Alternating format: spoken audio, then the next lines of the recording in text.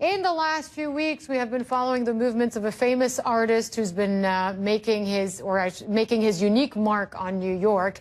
Fans pay thousands of dollars for original artwork by the mystery graffiti artist known as Banksy.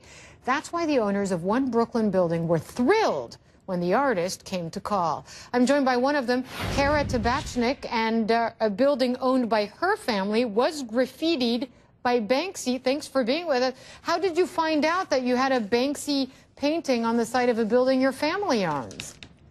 It started with a panic text from my father saying, "Kara, our building got Banksy'd and there's a crowd gathering outside. What do we do?" So since then, we've been trying to figure that out. So there were hundreds of people gathered outside taking pictures, presumably? What did you do then when you got that call? The first morning, we didn't really truly understand the scope of and the ongoing treatment of what was going to happen. So I said, "Okay, Dad, let me look into it and I'll get back to you." And then later on, he was like, "There's a huge crowd joining."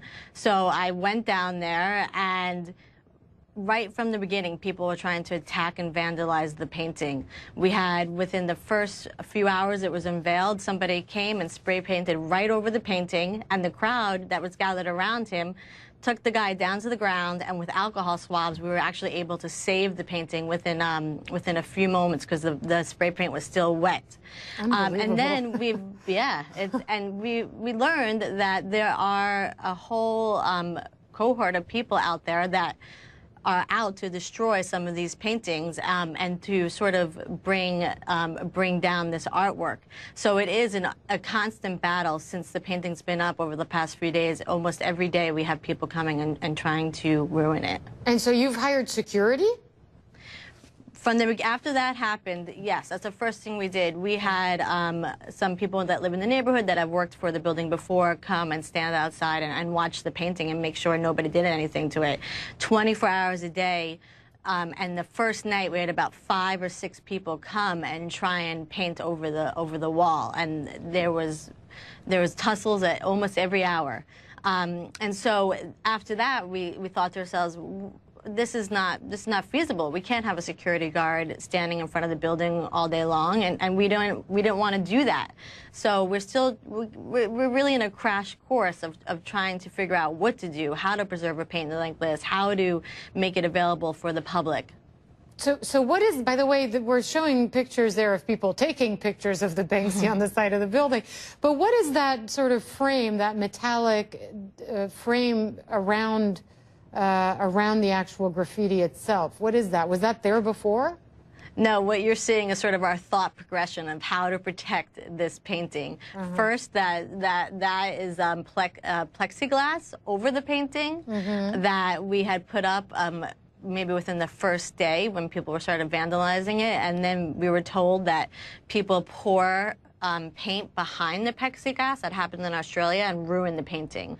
So then the frame around it, what you see right there, is actually a metal garage gate, which is similar to all those roll-down gates you see all over buildings all over New York City. That's what it looked like to me. But so you had that installed against the side wall of the building to protect the painting, and that's worked so far, right? So far, and so what we've been doing is we've been having the gate roll down at nighttime, and then we roll it up for what we are calling viewing hours during the day.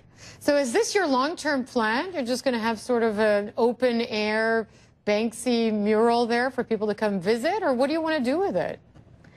Our long-term plan is still in the information gathering stage. Actually, we're meeting with a preservationist and an outdoor mural expert on next week, who's heading back from New Zealand. She travels all over the world sort of preserving paintings that are outdoors, from Diego Rivera's to, I guess, Banksy's. And we're going to meet with her and talk a little bit about what would be involved in actually preserving it and keeping it outdoors. And we've talked to gallerists that have spoken to us about chipping away the painting and putting it up for auction at some of the art fairs around the country or in Europe.